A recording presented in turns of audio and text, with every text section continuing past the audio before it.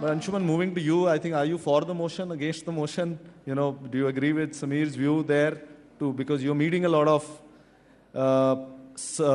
companies setting up shop in India, the demand side of the equation, and then when you see the capital side of the equation, why is it missing? I think, and and more importantly, what do you think is needed to kind of bring back people into the market?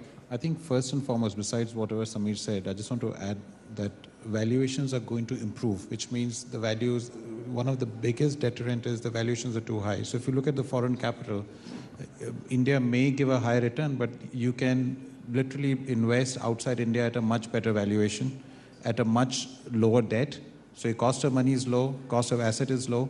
No doubt the return may be low also because demand is not that much, but the risk is also very low. I think that cycle will come back to India when the valuations are better.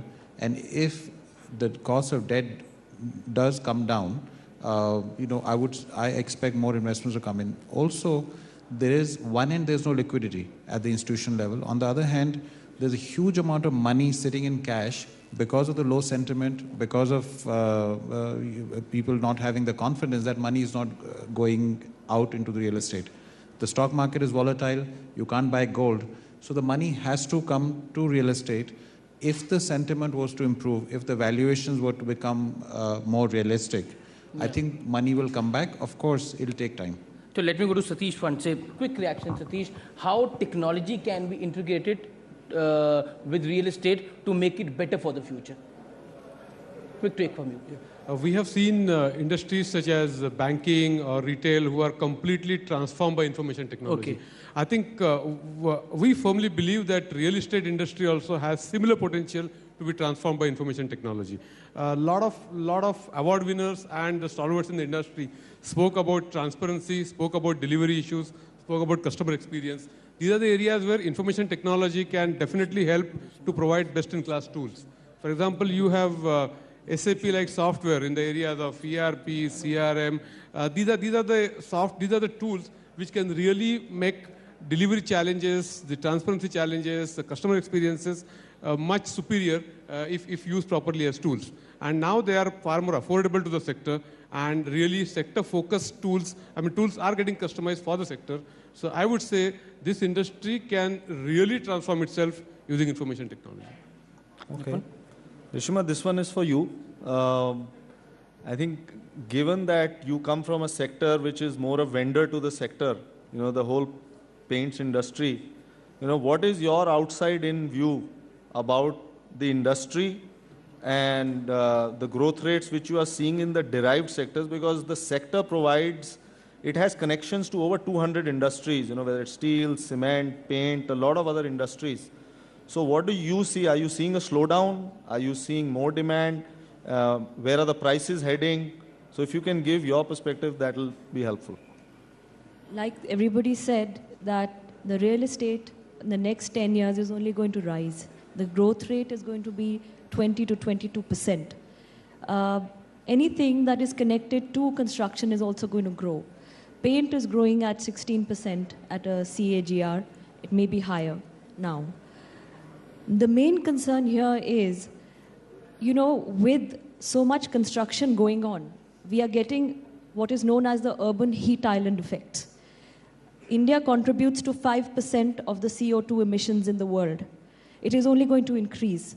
We are not an energy efficient nation at all. We are an energy deficient nation and an energy inefficient nation.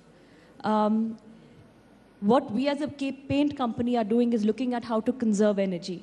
How can we best make it possible for constructed buildings in the future, once they are occupied, to be able to conserve and reduce energy costs and CO2 emissions.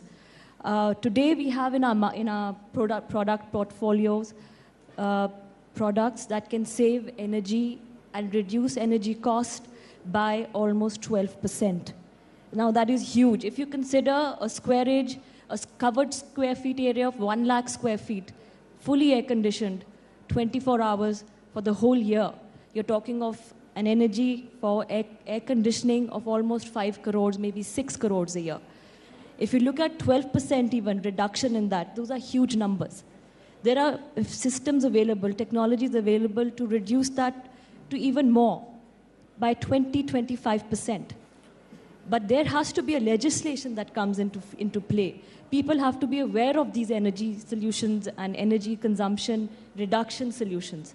And this is where we are trying to help out, to try and bring the awareness to people, to construct, in the construction world, to developers, to the regulators, to the legislatures, to understand that in the next 10 years, with the energy demands increasing, we're not getting energy efficient anyways.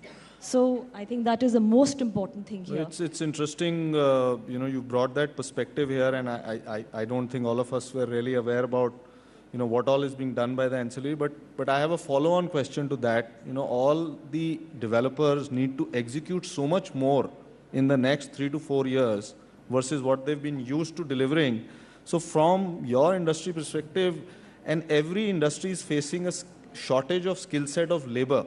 Are you, while there is all of this available, but I am told there are not enough painters and carpenters to do the job on site. So are you witnessing that?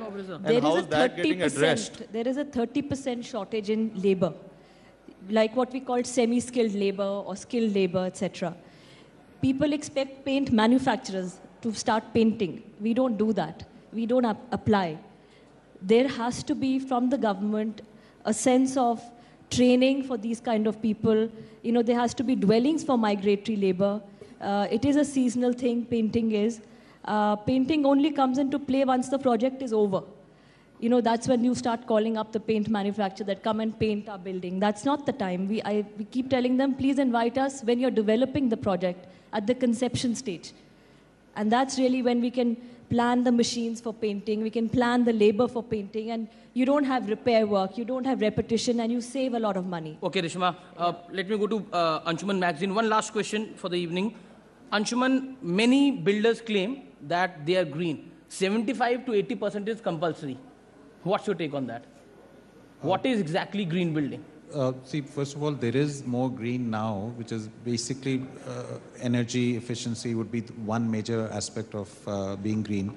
We are seeing that in office, commercial sector, there is a significant increase in being green. In the residential side, it's still limited because it does many times initial costs are more, but over a period of time, you save money. So in commercial buildings, there's increase, but residential, certainly there needs to be a huge improvement in so-called going green, which we are not seeing, Okay, Nipun. No, I think the one final question for, maybe Akshay and Sanjay is that the view on pricing that everybody kind of looks out for, real estate pricing. Are there too much headwinds, or are you seeing, the cycle turn? Just your thoughts as you get into 2012 on that. Well, I think, we've been all in touch with what's happening on the ground. We're in touch with developers. We're in touch with multiple people who do share the opinion that there are lots of headwinds for the pricing side. General opinion is that markets are slowing down. Pricing is generally under pressure, especially on the residential side. And a lot of people are not optimistic on 2012 at all. The worst thing that's really happening is that volumes have dipped on the residential side. And I think that is a bit scary for the industry, really, because, that will further cause pressure on cash flow. My personal view is a bit to the contrary. I do think that, yes, all these facts do exist, but sometime probably from the end of first quarter 2012, perhaps in the second quarter of 2012, I do see volume action coming back into the market. I think prices will not run anywhere near as they've run in the past. I don't think the market needs a price rise at all, but definitely it needs the volume action. And my sense, both from touch and feel and from gut, says that volume action will come back second half of 2012. So. Thank you so much to our esteemed panelists. Thank you so much for joining us. We have another set of awards which will be just followed, and after that we have cocktail and dinners. Nipun, thank you so much for joining us and being here. Thank you so much, our esteemed panelists.